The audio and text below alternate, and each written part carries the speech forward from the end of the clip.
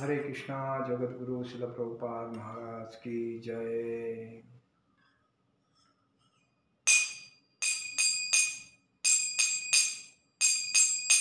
जय राधा माधव कुंज बिहारी, जय राधा माधव कुंज बिहारी।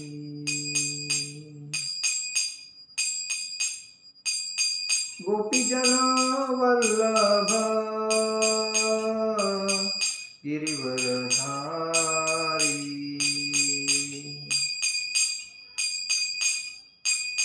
गोपीजन वल्लभ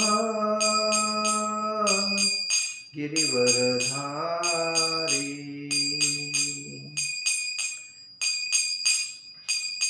यशोदानंदन व्रज जन रंजन, यशोदानंदन व्रज जन रंजन। यमुना तीरावनचारी, यमुना तीरावनचारी। जय राधा माधव कुंज बिहारी, जय राधा माधव कुंज बिहारी। हरे कृष्णा कृष्णा कृष्णा हरे हरे, हरे राम राम राम हरे हरे। हरे कृष्णा कृष्णा कृष्णा हरे हरे, हरे राम राम राम हरे हरे। हरे कृष्णा कृष्णा कृष्णा हरे हरे, हरे राम राम राम हरे हरे। हरे कृष्णा कृष्णा कृष्णा हरे हरे, हरे राम राम राम हरे हरे। हरे कृष्णा कृष्णा कृष्णा हरे हरे, हरे राम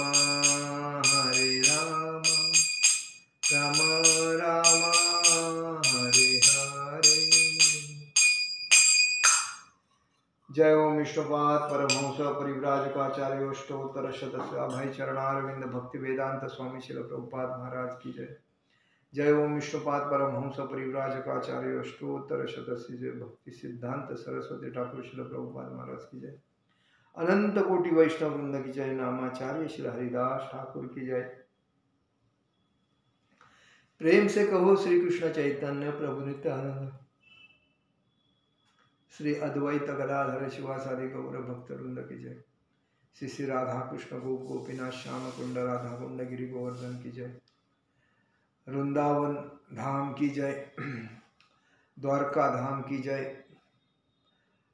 पुरुषोत्तम क्षेत्र जगन्नाथपुरी धाम की जय, अयोध्या धाम की जय, बद्रीनाथ धाम की जय, गंगा माई की जय, यमुना माई की जय, तुलसी महारानी की जय, भक्ति देवी की जय, हरिनाम संकीर्तन की जय, समवेद भक्तवृंद की जय, समवेद भक्तवृंद की जय, समवेद भक्तवृंद की जय।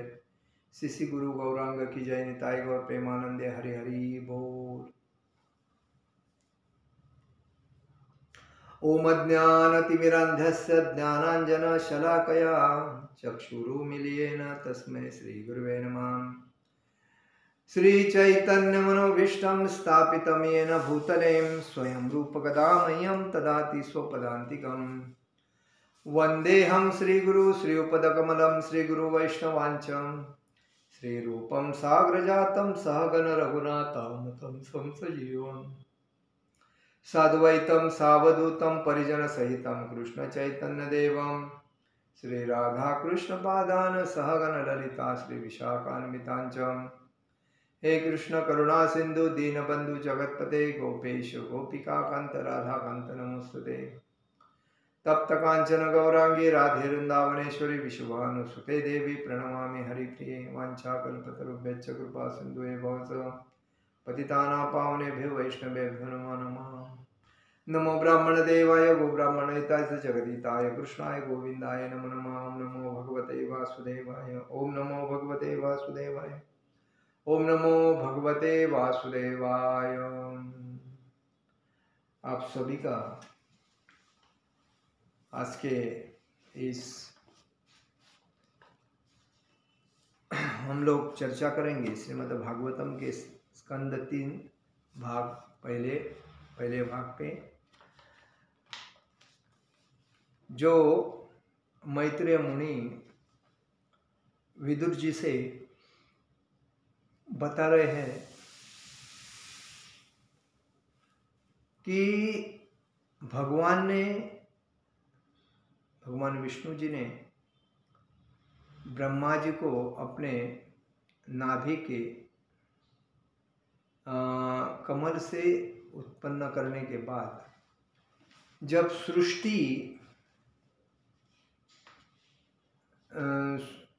सृष्टि की निर्मिति करने की जरूरत पड़ी, तभी उनको कहा गया। तो उन्होंने ब्रह्मा जी ने प्रथम तपस्या करके भगवान को प्रसन्न करने का प्रयत्न किया, तभी वो बता रहे हैं, इसके ऊपर चर्चा करें। मैत्रेय उवाच इति ते वर्णिताक्षतां कालाख्य परमात्मनः महिमादिवेद गर्भास्त यथास्त्राक्षी बोध में। श्री मैत्रेय म्हणाले, हे ज्ञानवान विदुर, आतापर्यंत मी तुला भगवंताचा त्यांच्या काळ स्वरूपातील महिमा विशद करून सांगितला। आता तू माझ्याकडून वेदगर्भ ब्रह्मदेवाने केलेल्या निर्मितीविषयी ऐकू शकतोस।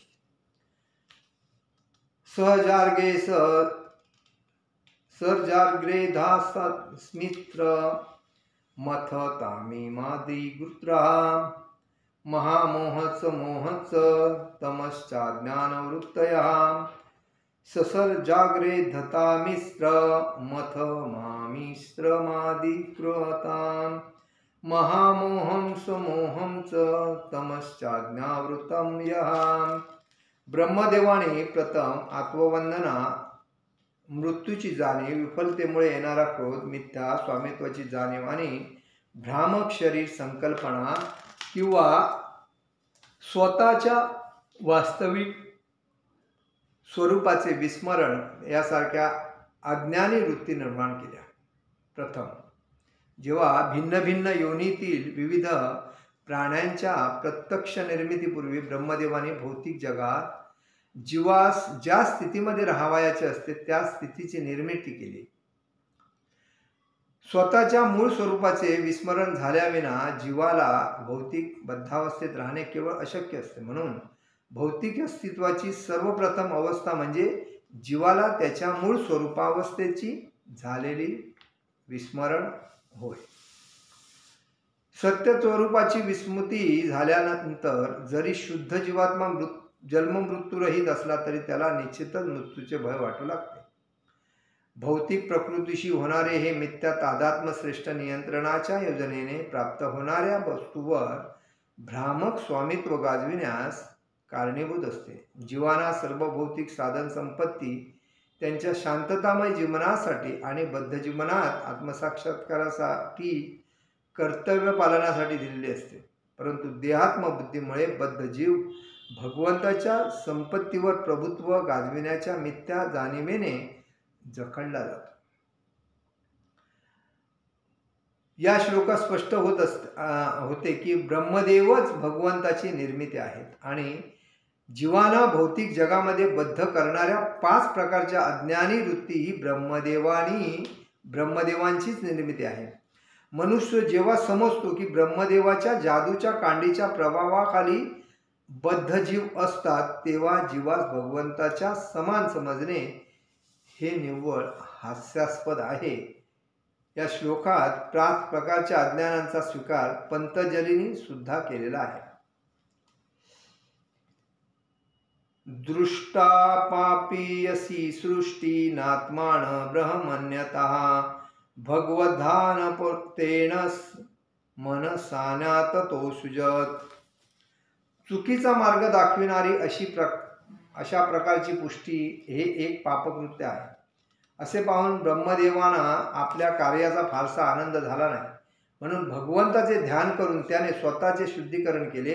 नंतर त्याने निर्मितीच्या दुसऱ्या अवधीचा प्रारंभ केला. सांगायचं तात्पर्य काय की ज्यावेळेस त्यांना निर्मिती करायला सांगितली त्यावेळेस त्याने प्रथम वेगवेगळेपणा केला, परंतु ते जेव्हा तिथे अयोग्य ठरले त्यावेळेस त्याने भगवंताच्या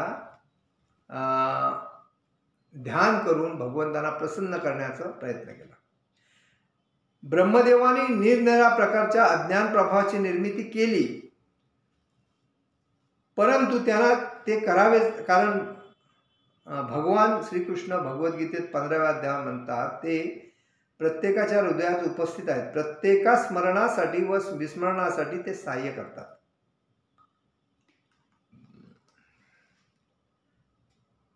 भगवान परम कृपावंत असणारे भगवंत एका स्मरणासाठी तर दुसऱ्या विस्मरणासाठी हा का सहाय्य करतात. वास्तविकपणे त्यांची कृपा एकासोबत पक्षपात आणि दुसऱ्यासोबत शत्रुत्व अशा प्रकारे व्यक्त होत नाही.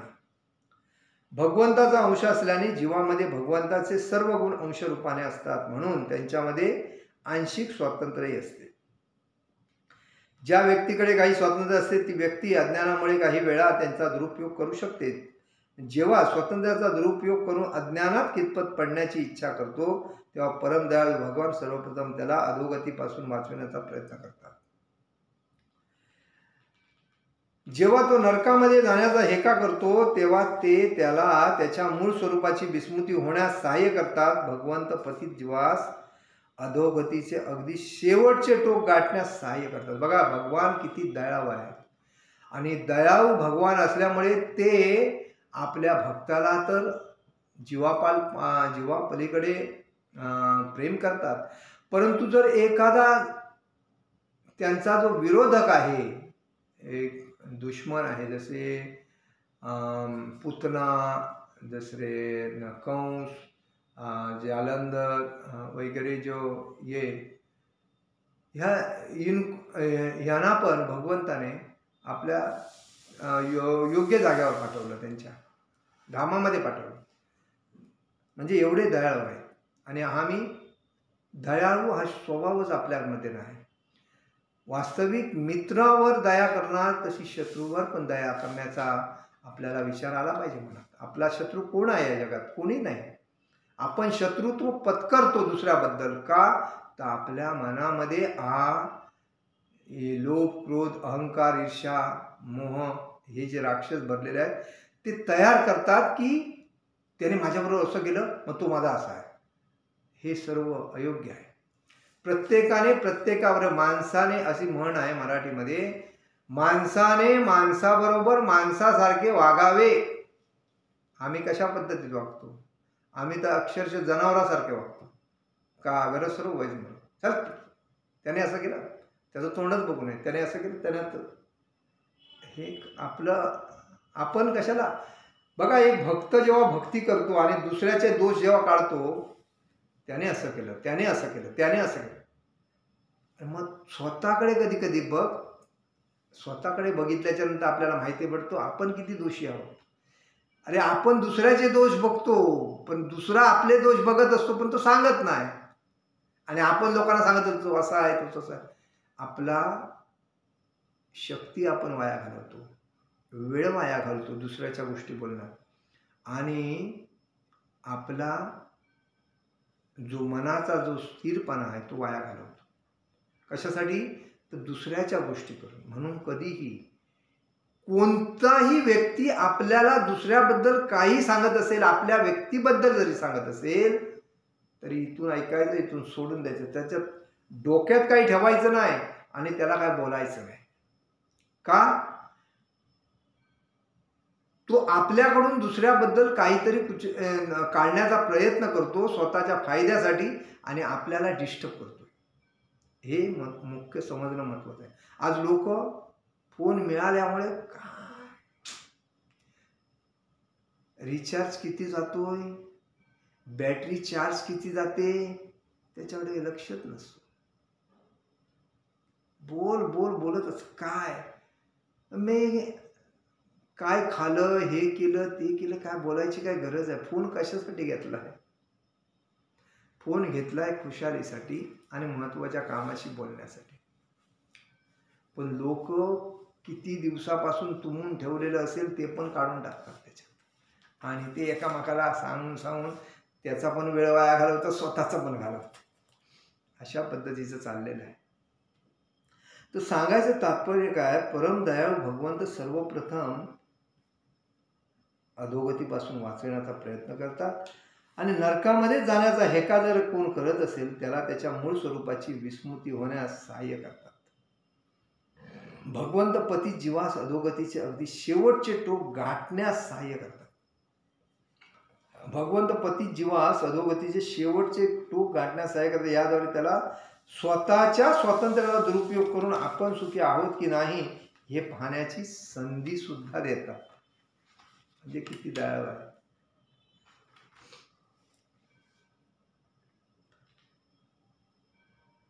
बद्धजीव आपल्या स्वातंत्र्याचा दुरुपयोग करीत आहेत म्हणूनच त्याच्या 5 प्रकारच्या अज्ञान वृत्ती लादण्यात आल्या आहेत.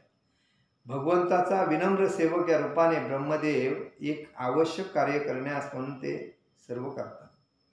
त्यांना मुळीच आनंद वाटत नाही, कारण भगवत भक्तास एखाद्याचे त्याच्या मूळ स्वरूपावस्थेत झालेले पतन पाहणे स्वाभाविकपणे आवडत नाही.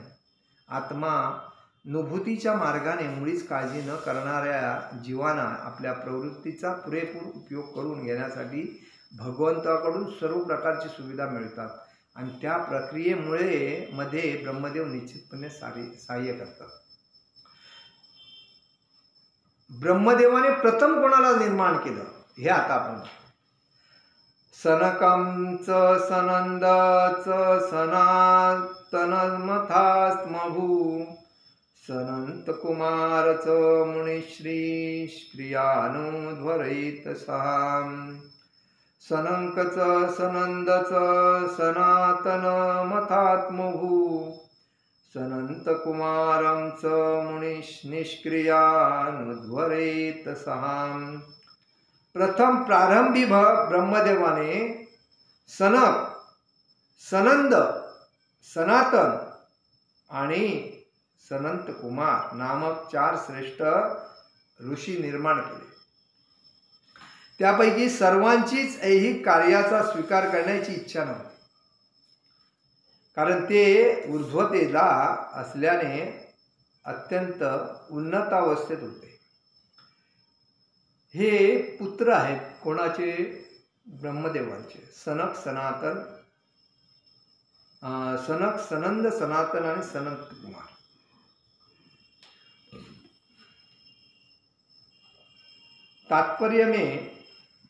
तात्पर्यामध्ये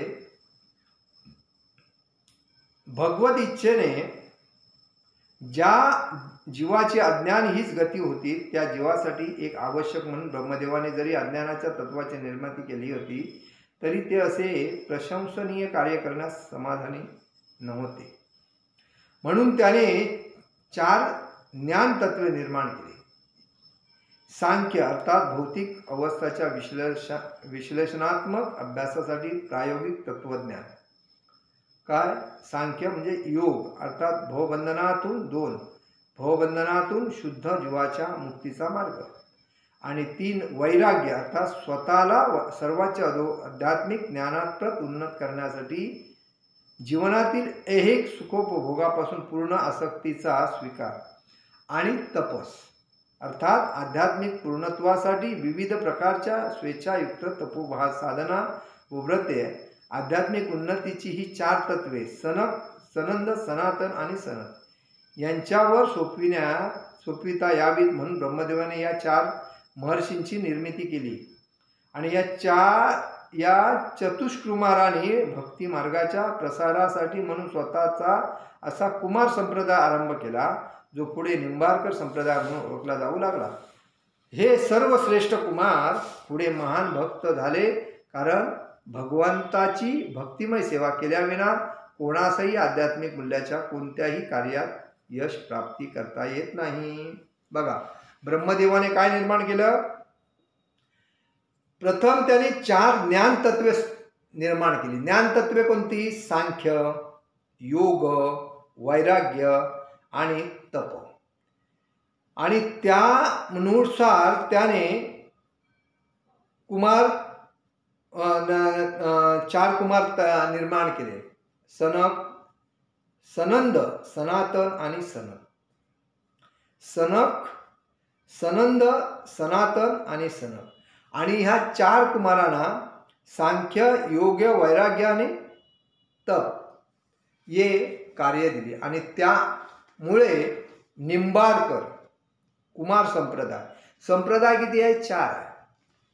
श्री संप्रदाय, कुमार संप्रदाय, ब्रह्म संप्रदाय,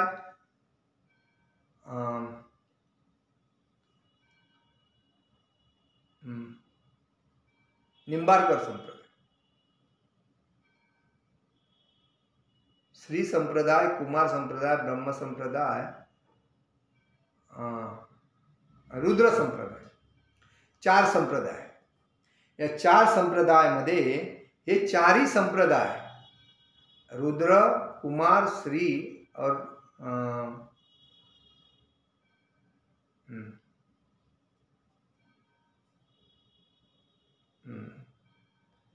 श्री संप्रदाय, कुमार संप्रदाय, ब्रह्म, रुद्र संप्रदाय.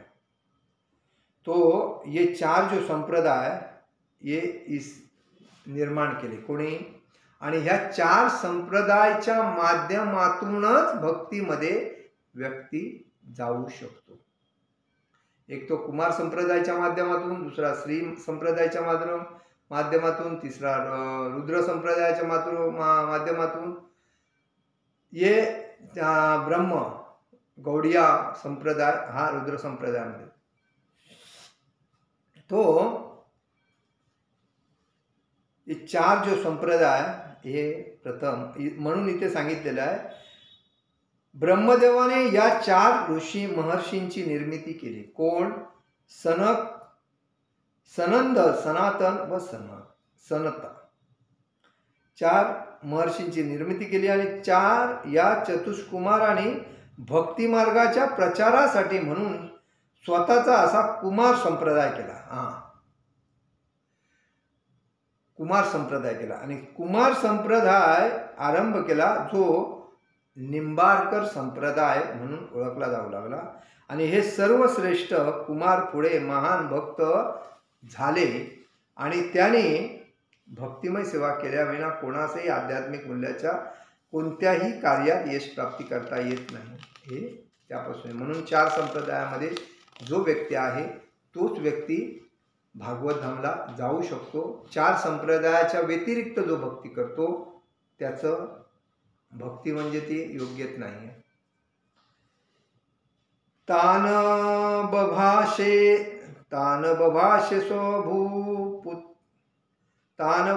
स्वभूपुत्राण प्रजा सुजता पुत्रकः तन्निच्छ मोक्षधमार्णो वासुदेव परायणाम. तान बभाषे स्वभूपुत्राण प्रजा सुजता पुत्रकः तन्निच्छन् मोक्ष धर्माणो वासुदेव परायणो. पुत्रांच्या मतलब कुमार निर्मितीनंतर ब्रह्मदेवाने त्यांना संबोधित केले. प्रिय पुत्रांनो, आता प्रजोत्पादन करा. तथापि ते भगवान वासुदेवावर आसक्त असल्यामुळे मुक्ती हेच त्यांचे ध्येय होते आणि म्हणूनच त्याने आपली अनिच्छा प्रकट केली. म्हणजे ज्यावेळेस ब्रह्मदेवाने हे पुत्र निर्माण केले, कोण? सनक, सनंद, सनातन आणि सनत या चार चतुष्कुमारांना ब्रह्मदेवाने सांगितले की आता तुम्ही प्रजोत्पादन करू शकता, म्हणजे निर्मिती करू शकता. तात्पर्य, आपले श्रेष्ठ पिता ब्रह्मदेव यांनी विनंती केली तरी चार कुमारांनी गृहस्थाश्रमी होण्यास नकार दिला. त्याने काय सांगितलं की तुम्ही आता गृहस्थाश्रम पत्करून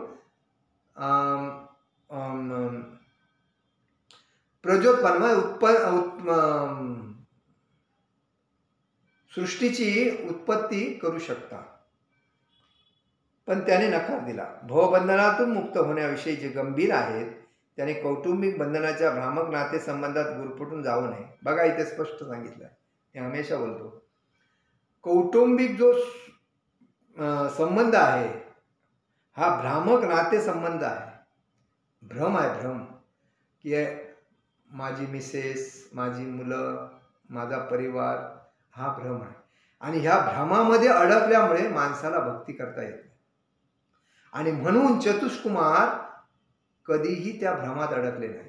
त्याने स्पष्ट सांगितलं, आम्ही गृहस्थाश्रम पत्करणार नाही, आम्ही साधू आहोत, आम्हाला साधू पद्धतीने राहायचं आहे आणि साधू पद्धतीनेच भगवती प्राप्ती करायची आहे आणि भक्तीचा प्रचार करायचा आहे. त्याने कौटुंबिक बंधनाच्या भ्रामक नातेसंबंधात गुरफटून जाऊ नये. लोक याविषयी प्रश्न विचारतील की साक्षात पिता आणि अखिल विश्वाचेही निर्माता असणाऱ्या ब्रह्मदेवाची आज्ञा चतुष्कुमार कसे काय नाकारू शकले? या प्रश्नाचे उत्तर असे आहे की जो वासुदेव परायण आहे, अर्थात भगवान श्री वासुदेवाच्या भक्तिपूर्ण सेवेमध्ये पूर्ण गांभीर्याने संलग्न आहे, त्याने स्वतःच्या इतर कर्तव्याच्या दखल घेण्याची आवश्यकता नाही. बघा, इथे स्पष्ट सांगितलं आहे, जो भगवंताला पूर्ण समर्पित आहे, जो वासुदेव परायण, भगवंताला अर्थात भगवान वासुदेवाच्या भक्तीमध्ये भक्तिपूर्ण सेवेमध्ये पूर्ण गांभीर्याने संलग्न आहे, त्याने स्वतःच्या इतर कर्तव्याची दखल घेण्याची आवश्यकता नाही. स्पष्ट.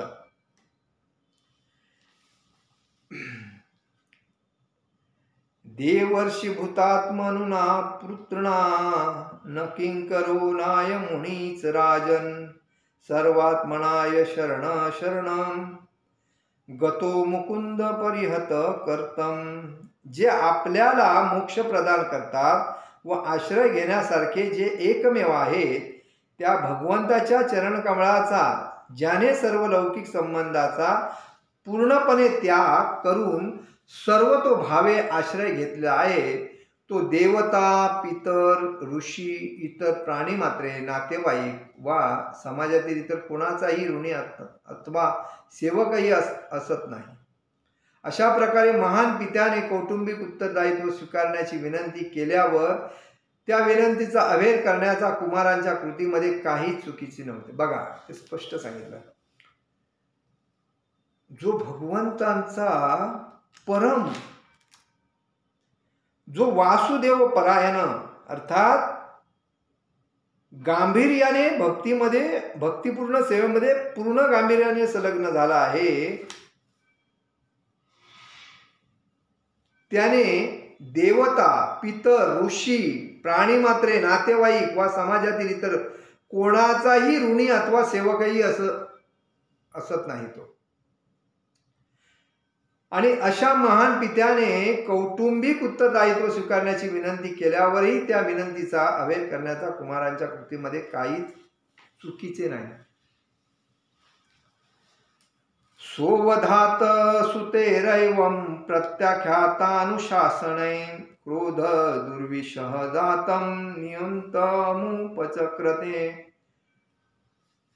सोवधातं सुतेरैवं प्रत्याख्यातानुशासने क्रोधं दुर्विशः जातं नियन्तुमपचक्रमे.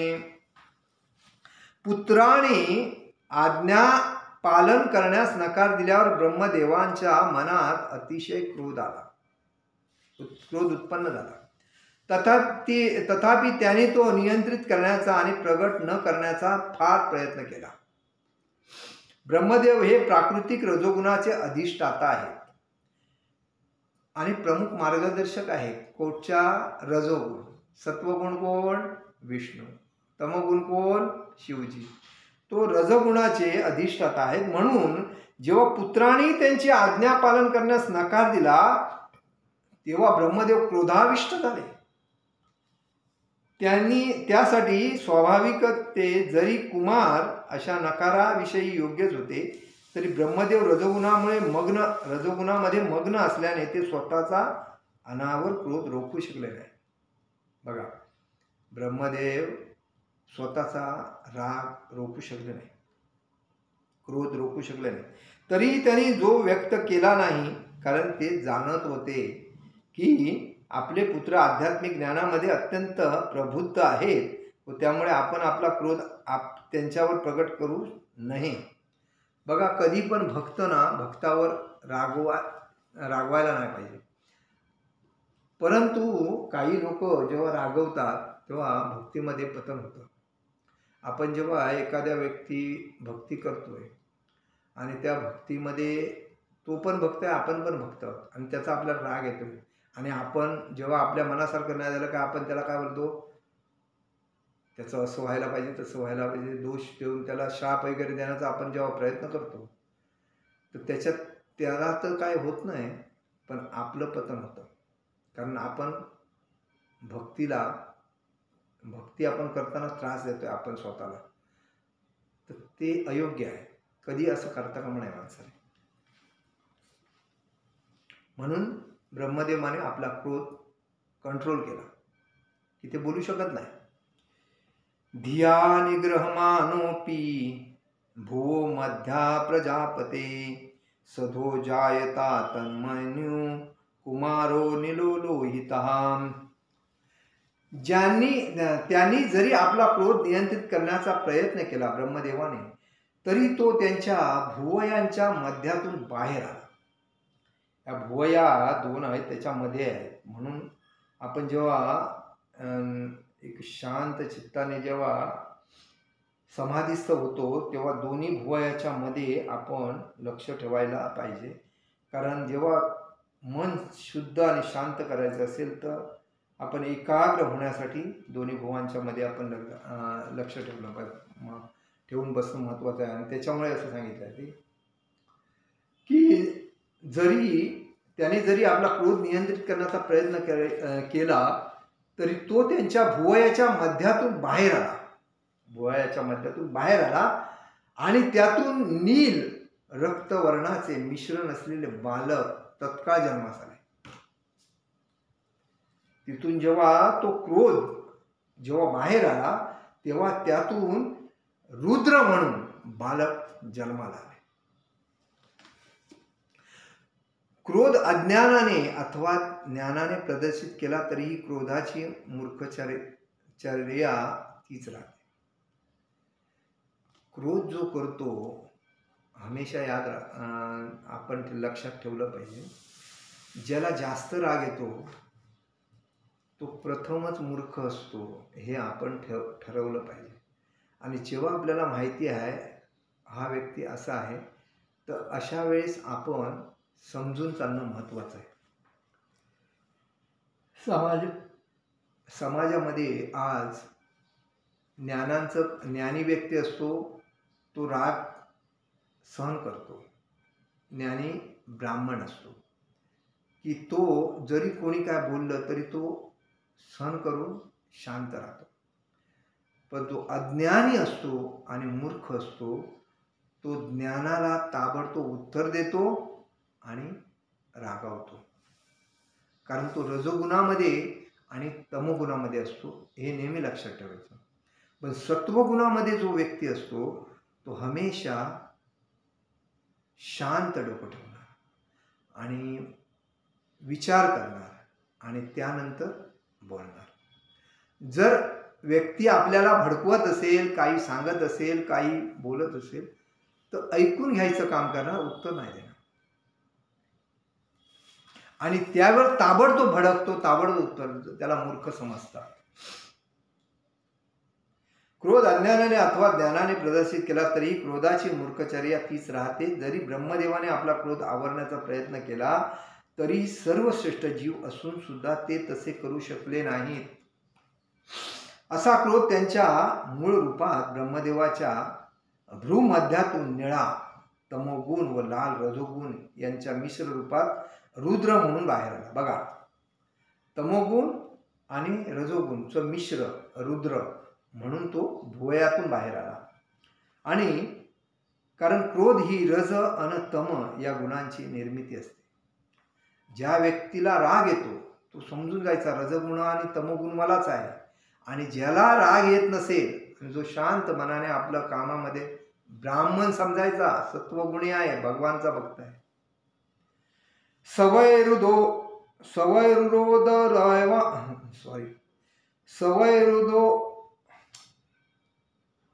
सवैरुरोद देवानां पूर्वजो भगवान भवान नामानि कुरु मेधात स्थानानीच जगद्गुरु.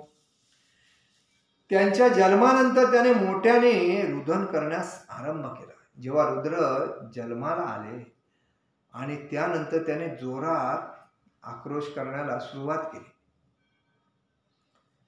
रुदन रडणे, मोठ्याने रुदन, हे भाग्यविधाता, हे जगद्गुरु, कृपया माझी नावे आणि स्थाने निश्चित कर. आणि त्याने रुद्राने सांगितलं, हे भाग्यविधाता, हे जगद्गुरु, मेरे स्थाने निश्चित करो. इति तस्तवच भाभो भगवान परिपालयन अभ्यधाद भद्राया वाचा माम रोद्रिस्त करोमि ते. ज्यांचा कमळातून जन्म झाला आहे ते अति सामर्थ्यशाली ब्रह्मदेव त्यांची विनंती स्वीकारून त्याला सौम्य शब्दाने शांत करीत म्हणाले, रडू नकोस, तुझी जशी इच्छा असेल तसे मी निश्चित करेन. त्यामुळे भगवान ब्रह्मदेवाने त्याला शांत करीत म्हणाले, तू रडू नकोस जोराने, तुझी जशी इच्छा असेल तसे मी तुला निश्चित करेन. यदरोद्री सुरश्रेष्ठ सोदेगत इव बालकम ततस्ताम भिधास्तंती नामना रुद्र इति प्रजाम. त्यानंतर ब्रह्मदेव म्हणाले, हे सुरश्रेष्ठ, सर्व लोकांकडून तू रुद्र या नावाने संबोधिला जाशील, कारण तू तितक्या अति उद्वेगाने रडला आहेस. म्हणजे ब्रह्मदेवाने त्यांना सांगितलं की तुझं नाव रुद्र आहे, तू जेव्हा जन्माला आलास तेव्हा वेगाने रडलेला आहेस, तुला त्याच नावाने लोक ओळखतील. हदिंद्रियान सुवेम्यो वायुरंगी जलन्मही सूर्यशन्नस्तपचेवस्था नानग्रे कृतानि नेते. प्रिय बालक, मी यापूर्वीच तुझ्या निवासासाठी पुढील स्थानाची निवड केली आहे. तुझं हृदय, इंद्रिय, प्राणवायू, आकाश, वायू, अग्नी, जल, पृथ्वी, सूर्य, चंद्र आणि तपस्या. म्हणजे रुद्र कुठे एवढी स्थानं दिली त्याला. हृदय, इंद्रिय, प्राणवायू, आकाश, वायू, अग्नी, जल, पृथ्वी, सूर्य, चंद्र आणि तपस्या. ब्रह्मदेवांचा क्रोध आशिक तमोगुणाचे मिश्रण असलेल्या रजोगुणापासून उत्पन्न झाला होता. आणि ह्या क्रोधाचा परिणाम म्हणून त्यांच्या भुवयातून मध्यातून रुद्राचा जन्म झाला. रुद्राचा असा जन्म अतिशय अर्थपूर्ण आहे. रुद्रत्वाने विश्लेषण करण्यात क्रोध कामापासून उद्भवतो आणि काम हा रजोगुणाचा परिणाम आहे. जेव्हा काम आणि लोभ अतृप्त असतात तेव्हा क्रोधभाव होतो आणि बद्ध जीवाचा दुस्सह शत्रू आहे. ही सर्वाधिक पापपूर्ण आणि अपायकारक वासना अहंकार अर्थात स्वतःला सर्वश्रेष्ठ समजण्याची भ्रामक अहमन्यतायुक्त भावना म्हणून व्यक्त होते. भौतिक प्रकृतीच्या पूर्ण नियंत्रणाखाली असलेल्या बध्यात्म्याने अशी अहममनता बाळगणे म्हणजे भगवद्गीतेत वर्णिल्याप्रमाणे मूर्खपणा आहे. अहमभाव म्हणजे हृदयस्थित रुद्र तत्वाचे प्रकटीकरण आहे. हृदयातच क्रोधाचाही जन्म होतो. हा क्रोध हृदयातच विकसित होतो आणि पुढे नेत्र, हात, पाय इत्यादी विविध इंद्रियातून व्यक्त होतो. जेव्हा एखादा मनुष्य कोपाधिष्ट होतो तेव्हा त्याचा आपला क्रोध लाल भडक डोळ्याने आणि कधी कधी मोठी आवळण्याने असा लाथा मारण्याने प्रकट करतो. रुद्र तत्वाचे असे प्रकटन म्हणजे अशा स्थानी रुद्र उपस्थित असल्याचे सबळ प्रमाणच आहे. म्हणून मनुष्य जेव्हा क्रोधिष्ठ असतो तेव्हा तो मोठ्याने वेगाने श्वास घेऊ लागतो आणि अशा प्रकारे प्राणवायूमध्ये किंवा श्वसन प्रक्रियेमध्ये रुद्राचे प्रतिनिधित्व होते. जेव्हा आकाश घनदाट मेघाने भरून येते, रागाने गरजते आणि जेव्हा वारा भयंकर वेगाने वाहू लागतो तेव्हा रुद्र तत्व व्यक्त होते. तसेच वाऱ्याने जेव्हा सागर जल प्रबुद्ध होते तेव्हा देखील रुद्राचे धूसर रूपातील प्रदर्शन होते. हे प्रदर्शनही सामान्य मनुष्यासाठी अत्यंत भयकारक असते. अग्नीच्या मोठ्या ज्वाळामध्येही आपल्याला रुद्राच्या उपस्थितीचा अनुभव येऊ शकतो आणि जेव्हा पृथ्वीवर पूर येतो तेव्हा देखील आपण त्यामधील रुद्राचे प्रतिनिधित्व जाणले पाहिजे. बघा, जेव्हा व्यक्तीला जास्त राग येतो तो हा राग कशामुळे येतो? रज आणि तमगुणाच्या मिश्रणामुळे. आणि म्हणून इथे सांगितलं आहे पृथ्वीवर रुद्र तत्वाचे नित्य प्रतिनिधित्व करणारे साप, वाघ, सिंह असे अनेक प्राणी आहेत. काही वेळा सूर्याच्या अत्यांतिक उष्णतेने उष्माघाताच्या घटना घडतात. चंद्राने अत्यांतिक शीतलता निर्माण केल्यामुळे शक्तिपाताच्या घटना घडतात. तपश्चर्याच्या प्रभावाने सामर्थ्य संपन्न झालेले अनेक ऋषी आहेत आणि असे अनेक योगी तत्वज्ञ वैरागी आहेत जे क्रोध आणि विकाराच्या रुद्र तत्वाच्या प्रभावाखाली काही वेळा त्यांच्या मिळविलेल्या शक्तीचे प्रदर्शन करतात. महान योगी दुर्वास मुनी यांनी या रुद्र तत्वाच्या प्रभावामुळे अमरीश महाराजांशी भांडण केले आणि एका ब्राह्मण पुत्राने परीक्षित महाराजांना शाप देऊन याच रुद्र तत्वाचे प्रदर्शन केले. रुद्र याचा अर्थ कोपिष्टता, राग. भक्तीमध्ये निमग्न असलेले क्रोधी मनुष्य जेव्हा रुद्र तत्व व्यक्त करतात तेव्हा ते आपल्या उन्नत अवस्थेच्या परमोच्च बिंदूपासून पतित होतात. बघा, मी बोललो ना पहिलं, ते याचे अनुमोदन पुढील प्रमाणे करण्यात आले. ये नेरविंदाक्ष विमुक्त मानीन तस्तस्त भावाद विशुद्ध बुद्धयाम आरुच्य कुच्छेन परंपदत्तताम पतंत धोनात दूत युषद्ध दंग्रह. निराकारवाद्यांचे अत्यंत शोचनीय अध्यापतन घडण्याचे कारण म्हणजे त्यांचा भगवंताशी एकरूप असण्याचा मिथ्या आणि तर्क विसंगत दावा होय. सांगायचं तात्पर्य म्हणजे राग हा तम आणि रजगुणापासून निर्माण होतो आणि जेव्हा आपण दुसऱ्यावर राग करतो तेव्हा आपण आपलं पतन करत असतो. ह्याचा मुख्य आज आपण ह्या भागवतम मधून ऐकलं. म्हणून कधीही कोणी काय केलं, जो करेल तो भरेल. आपला त्याच्याशी कोणताही संबंध नसताना आपण तर त्याला काही देत नाही किंवा बोलत नाही किंवा काय घेत नाही, तर आपण अशामध्ये हस्तक्षेप न करणं योग्य आहे. आणि प्रत्येक व्यक्ती आपल्या नशिबाने जो चाललेला असतो त्याच्या नशिबात ज्या ज्या गोष्टी घडणाऱ्या असतात त्या घडतच राहणार.